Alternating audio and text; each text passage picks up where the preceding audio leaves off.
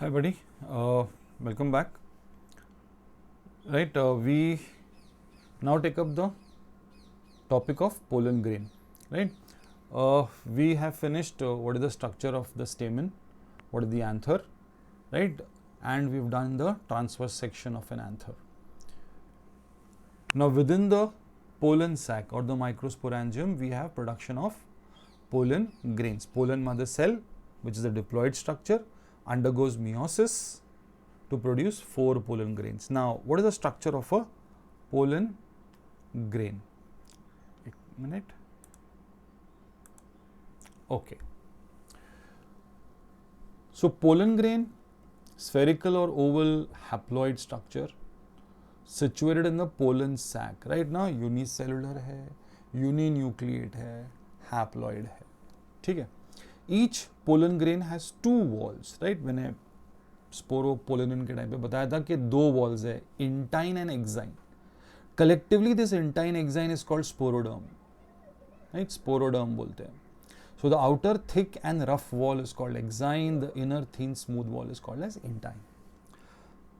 The exine is thick due to deposition of a cutin called as sporopollenin. Right, sporopollenin बनता है कौन से granule से? यूबिश granule से. उसको कौन सिक्रीट करता है? Tapetum. Right, and what is the function? Sporopollenin is resistant to chemical and biological decomposition. मतलब इस पे कोई केमिकल का एक्शन नहीं होता है, ना ही कोई ऑर्गेनिज्म का एक्शन होता है. Very very tough layer. Second point, the exine shows one or more pits called germ pores. Now you can see these small areas, right? जहां पर exine जो है या तो बहुत thin होगा या absent होगा. So that area where the exine is thin, that area is called as a germ pore. In insect pollinated pollen grains, insect pollination को हम लोग बोलते हैं entomophily. ठीक है. A yellowish sticky substance called pollen kit. Who secretes pollen kit? Tapetum. It covers the exine. What happens because of the pollen kit? The pollen grain becomes sticky. देखो यहाँ पे लिखा है insect pollinated. See, pollination में वो भी animal pollination में 80% of the pollen grains are pollinated by insects. और उस 80% में भी 80% is by honeybees. That's why honeybees are the main pollinators. ठीक है ना. So when we are talking about pollination per se by default हमेशा हम लोग इंसेक्ट पॉलिनेशन का ही बात करते हैं, unless and until specifically we talk about wind pollination और any other method of pollination. I hope that's very clear. ठीक है ना. सो यहां पर पोलन किट की बात कर रहे हैं कौन से हिसाब से? Considering that we are talking about insect pollination. ठीक, okay. The exine is spiny again in insect pollinated plants and smooth in wind pollinated plants. Right now, why spiny? अगर rough होगा, sticky होगा तो it will attach itself to the body of the insect. Otherwise, smooth होगा तो slip हो जाएगा. But in wind pollinated plants, right now, wind pollination is anemophily. Right, gymnosperms में आया था. They are anemophilous. Intine is the inner layer of the sporoderm. Right. It is made up of cellulose pectin. It encloses protoplasm, which includes a single haploid nucleus. Right ना. ठीक है. So outer exine with some areas जहाँ पर exine sporopollen थोड़ा सा थोड़ा सा thin है या absent है. Those areas are called as germ pores, and inner layer is called as intine. ठीक है. This is the structure of a pollen grain. Now this is the important part. Along with it NCERT में कुछ थोड़ा extra information दिया है pollen grain के बारे में. Right now, if you see this diagram is also there in the NCERT. Different types of shapes, size, color, and designs of the pollen grain. Exine का अलग-अलग shapes होता है. Right now, then how pollen grains can cause allergies. Right, so it can be a natural pollutant. Right. तो उसके बारे में information है. Pollen grains are rich in nutrients. It can it is used as food supplements also. तो इस पे से कभी कभी you have MCQs also. Please go through this. Once the pollen grains are released, right ना, they can't move about in the atmosphere. The role of pollen grain is that it goes to the stigma and fertilisation has to occur. Right ना. Stigma पे उसका germination होता है. Right, तो उस बीच में जो पीरियड होता है ना, उसको बोलते हैं पोलन ग्रेन्स वायबिलिटी। मतलब पोलन ग्रेन जर्मिनेट हो उसके पहले वो जो पीरियड है उसको इट्स कॉल्ड पोलन ग्रेन का viability period. So different species of different species का pollen grains have different periods of viability. देखो यहाँ पे क्या लिखा है, राइस वीट जैसे होते हैं, they lose their viability with in 30 minutes. That means with in 30 minutes अगर स्टिग्मा पे नहीं गया तो pollen grain is dead. Whereas members of Rosaceae, Leguminaceae, you know, these are all families. They maintain viability for months, right? So different species of plants, different families will have different periods of viability. Now, artificial storage भी हो सकता है for making seed banks, for crop breeding programs also. ठीक है, so all this is there in the NCERT, and please go through it. We move to the last part of the entire topic, which is development of male gametophyte, right? अब ये pollen grain जो होता है, unicellular, uninucleate, haploid structure, right, इसको हम लोग बोलते हैं immature male gametophyte. Pollen grain per se is called as immature, क्योंकि पोलन ग्रेन के डेवलपमेंट से मैच्योर मेल गैमेटोफाइट फॉर्म होगा, इसलिए pollen grain is also termed as immature male gametophyte. You can make a note of it somewhere. ना pollen grain starting में क्या था हमने, undergoes how many mitotic divisions, 2 mitotic division, and yet produces how many male gametes, 2 male gametes. उसका answer अपने को यहां पे मिलेगा अभी सॉरी, ठीक है। Now this entire development of pollen grain, it takes place in 2 parts: pre-pollination, post-pollination. Pre-pollination, obviously pollination के पहले वो anther के अंदर होगा, and after pollination it is going to land on the stigma. So a part of the development is going to occur inside the anther, and when the process is going on, it endothecium का wall open up हो जाएगा, it will get released, and part of the development occurs on the stigma, right? Majority of the time it happens like this only, but कभी कभी क्या होता है, उसका development anther के अंदर complete हो सकता है, and it can go and directly act on the stigma, ठीक है। तो first we'll take up what happens in pre-pollination, and then we'll see what happens in post-pollination, right? तो अपना discussion is divided into 2 parts: pre-pollination and post-pollination. Be very attentive, please. Pollen grain is the initial cell of male gametophyte. That's why क्या बोला इसको, immature male gametophyte, right? ये अपना pollen grain है, intine exine के साथ में single nucleus. The process is endosporic development. अब ये सब कुछ किसके अंदर हो रहा है? All is happening within the pollen grain, endosporic, right? Spore के अंदर हो रहा है, तो ये endosporic development. Unicellular, uninucleate pollen divides by mitosis. Mitosis number 1 to form 2 unequal cells. First mitosis is producing 2 unequal cells. Can I see 2 cells here now?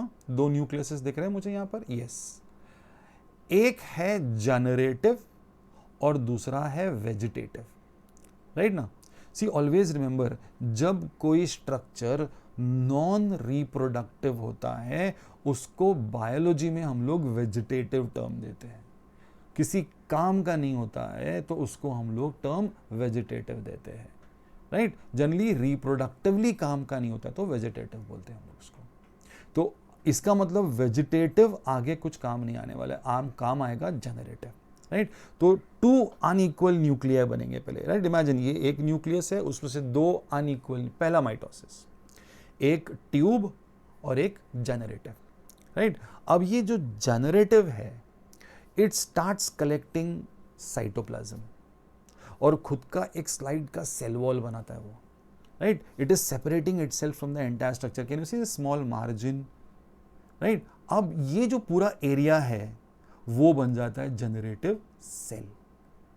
अब ये जो स्ट्रक्चर था ये इनिशियली ट्यूब न्यूक्लियस था या वेजिटेटिव न्यूक्लियस था। अब ये जो पूरा एरिया है अब ये बन गया वेजिटेटिव सेल। तो अब यहाँ पर पूरा स्ट्रक्चर साथ में है, लेकिन इंटरनली वो 2 सेल बन गए हैं, राइट ना। एक जनरेटिव सेल बन गया है और एक वेजिटेटिव बन गया है। अब जनरेटिव क्या करता है, पूरा अपना एरिया डिमार्केट करता है और अपनी एक सेल वॉल बनाता है।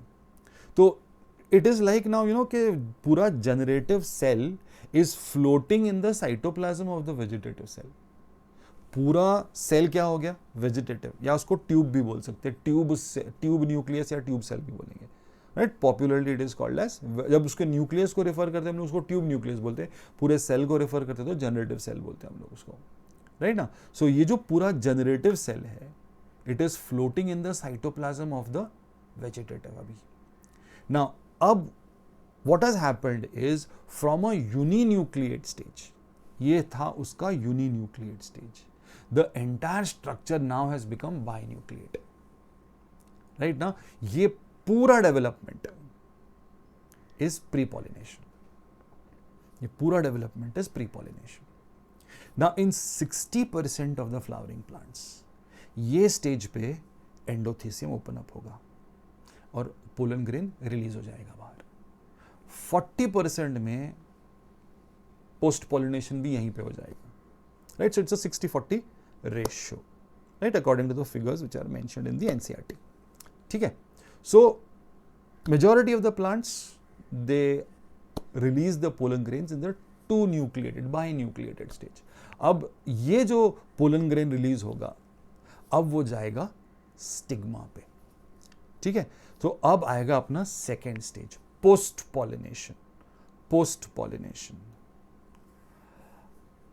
Now see, when a pollen grain lands on the stigma, right, see, it is not necessary that every time it should land on the stigma जहां पर वो कंड्यूसिव होगा डेवलपमेंट के लिए। मतलब it can land on any random stigma, right. कोई decided तो नहीं है कि जो एनिमल पॉलिनेटिंग एजेंट है उसको करेक्ट फ्लावर पे ही लेके जाएगा, नहीं, it can be on any random cross pollination, any random thing, right. तो first the stigma will check whether the pollen grain is of the right quality और not, compatible है या नहीं, राइट। मतलब स्टिग्मा चेक करेगा pollen grain को। अब ये जो स्टिग्मा और पोलन ग्रेन का इंटरैक्शन होता है उसको हम लोग बोलते हैं pollen pistil interaction. Pistil is gynoecium, right. Pollen और गाइनोशियम के अंदर जो इंटरैक्शन होता है, बातचीत होती है कि भाई hi hello how are you, right, can we proceed ahead with the process, right ना। अब that will come when we do the female gametophyte का development, not in the male gametophyte, right, because that is happening from the side of stigma, not on the side of pollen grain. It is the stigma which decides the process will go ahead or not. अगर stigma को लगता है कि भाई compatibility नहीं है तो उड़ा के फेंक देगा, वो प्रोसेस आगे बढ़ेगा ही नहीं, मतलब ये पोस्ट पॉलिनेशन होगा ही नहीं, राइट। तो हम लोग ये समझ के चल रहे हैं कि भाई स्टिग्मा ने ग्रीन सिग्नल दे दिया है, अब ये पोस्ट पॉलिनेशन प्रोसेस आगे बढ़ेगा, ठीक है। Now stigma it secretes a sugary structure, sugary substance। ये जो पोलन ग्रेन है वो उसको एब्जॉर्ब करता है। अब देखो बाइन्यूक्लिएटेड स्टेज है अभी, ध्यान से सुनना प्लीज, बाइन्यूक्लिएटेड स्टेज है अभी। पोलन ग्रेन ने उसको एब्जॉर्ब किया, तो जैसे ही पोलन ग्रेन ने वो शुगरी सब्सटेंस को एब्जॉर्ब किया तो पोलन ग्रेन के अंदर जो साइटोप्लाज्म है उसका वॉल्यूम बढ़ा, राइट। अगर वॉल्यूम अंदर से बढ़ेगा तो it will start applying pressure on the wall, right. अब इंटरनल तो इंटाइन है, बाहर का टफ लेयर है एक्साइन, लेकिन उस टफ लेयर में क्या छोटे छोटे गैप्स है जहां पर एक्साइन थोड़ा सा वीक है या एब्सेंट है, क्या बोलते हैं उस एरिया को, जर्म पोर, जर्म पोर। तो अब अंदर से इंटाइन बेचारा पुश कर रहा है, लेकिन उसको एक एरिया मिलता है जर्म पोर जहां से कुछ उसको लग रहा है सॉफ्टनेस है, तो वहां से it will come out and form a pollen tube. ये रहा देखो pollen tube, right. Pollen tube का मतलब अब वो स्टाइल के अंदर आ गया, ये देखो, राइट ना। ये स्टिग्मा स्टाइल और नीचे ओवरी रहेगा, तो see this formation of pollen tube, right. Pollen tube वो भी स्टाइल में जाएगा। अब what is there inside the pollen grain? दो स्ट्रक्चर थे, जनरेटिव सेल और ये वाला न्यूक्लियस। ये न्यूक्लियस को हम लोग बोलते हैं ट्यूब न्यूक्लियस, राइट? पूरे सेल को हम लोग क्या बोलेंगे? Generative cell. और ये न्यूक्लियस को रेफर करना है तो ट्यूब न्यूक्लियस। अब यहां पर अपने पास है जनरेटिव और ट्यूब। अब देखो, सबसे आगे पहले कौन भागेगा आगे? Tube nucleus. ट्यूब न्यूक्लियस सबसे पहले एंटर होगा, राइट ना? अब देखो, जैसे ही pollen tube will enter the style, तो जितना पोलन ग्रेन का कंटेंट है वो सब माइग्रेट होगा नीचे। वो सब में से सबसे पहले जो है वो ट्यूब न्यूक्लियस आगे जाएगा। ट्यूब न्यूक्लियस के बाद आएगी जनरेटिव की बारी। अब जनरेटिव जो है उसका होगा सेकेंड माइटोसिस। पहला माइटोसिस हो गया पहले, अब ये सेकेंड माइटोसिस। ये देखो, डिवाइडिंग जनरेटिव सेल। अब ये जो दो स्ट्रक्चर्स बनेंगे वो हो गए मेल गैमेट्स, राइट? सो दो माइटोसिस हुए, लेकिन फिर भी मेल गैमेट कितने बने? दो मेल गैमेट बने, सिर्फ दो मेल गैमेट। ठीक है, I hope the reason is very clear, why not for only two. So अब ये आहिस्ता आहिस्ता पोलन ट्यूब जो है वो ओवरी की तरफ, ओव्यूल की तरफ बढ़ रहा है, right? Now this growth of the pollen tube inside the style, यहां पे देखो क्या लिखा है? The pollen tube grows down the ovule through the style due to a chemical stimulus. It is through a calcium boron pathway. That pathway is because of two chemicals, calcium and boron. So soil में से जब calcium boron मिलता है तो ये development pollen tube का होता है. मतलब if the soil is deficient in these chemicals, pollen tube का डेवलपमेंट नहीं हो सकता and the process can get stunted, right? हाँ, स्टाइल में there is one tissue also called as obturator tissue which also brings about this growth of the style. Obturator tissue. The tube nucleus enters the pollen tube first. सबसे आगे tube nucleus. इसको tube nucleus क्यों बोलते हैं? Because it is guiding the pollen tube. It is guiding the pollen tube in the style. जैसे ही वो ovule तक नीचे पहुंच जाएगा, ट्यूब न्यूक्लियस डीजनरेट हो जाएगा. I told you, tube nucleus vegetative है, चला जाएगा वो. सो इनिशियली अपने पास दो अनइक्वल न्यूक्लियस थे, एक ट्यूब और एक जनरेटिव. जनरेटिव से बने दो मेल गैमेट, ट्यूब ने गाइड किया और एंड में डीजनरेट हो गया. तो अब ये जो पूरा स्ट्रक्चर बना है, pollen tube with tube nucleus with to male gametes and cytoplasm. I am repeating, पूरे स्ट्रक्चर में क्या क्या इंक्लूड हो जाएगा? पोलन ट्यूब, ट्यूब न्यूक्लियस, दो मेल गैमेट और साइटोप्लाज्म. ये सब मिला के उस स्ट्रक्चर को हम लोग क्या बोलेंगे? Male gametophyte. We will say this is the male gametophyte. ये पूरा स्ट्रक्चर किससे डेवलप हुआ? पोलन ग्रेन से. इसलिए पोलन ग्रेन को हमने क्या बोला? Immature male gametophyte, right? Now, generative nucleus divides by mitosis to produce two haploid non-motile male gametes. Non-motile male gametes. Thus, this three nucleate stage is formed. Right now, इसको अब male gametophyte बोलेंगे हम लोग. Right now, you can refer to this diagram. Diagram में we have, देखो पूरा mother cell है, right? Mother cell undergoing meiosis, meiosis 2, isobilateral. देखो अरेंजमेंट दिख रहा है. टेट्राहेड्रल अरेंजमेंट भी बताया, देखो यहाँ पे. See this is a tetrahedral arrangement. अब ये रिलीज हो गया पोलन ग्रेन. माइटोसिस 1 से दो अनइक्वल वेजिटेटिव जनरेटिव, माइटोसिस 2 से बन गया दो male gamete and this is going down. Now ये पोलन ट्यूब अंदर बन गया स्टाइल में. It is going towards the ovule, right? So this is the last part which is development of male gametophyte. So total जो mail वाला part था उसमें कितने पार्ट्स थे अपने डिस्कशन के? पहला था स्टेमन का स्ट्रक्चर क्या है, राइट? उसके बाद हमने डिफाइन किया कि एंथर का ट्रांसवर्स सेक्शन कैसे होता है, राइट? उसमें पूरा एंथर का वॉल आया and the pollen sac. The third part that we discussed was the structure of pollen grain and the fourth was development of this pollen grain from an immature male gametophyte to a mature male gametophyte. Right, that is what is included in the male part. The next time we will talk about the entire female का development. right? Thank you all. Thank you so much.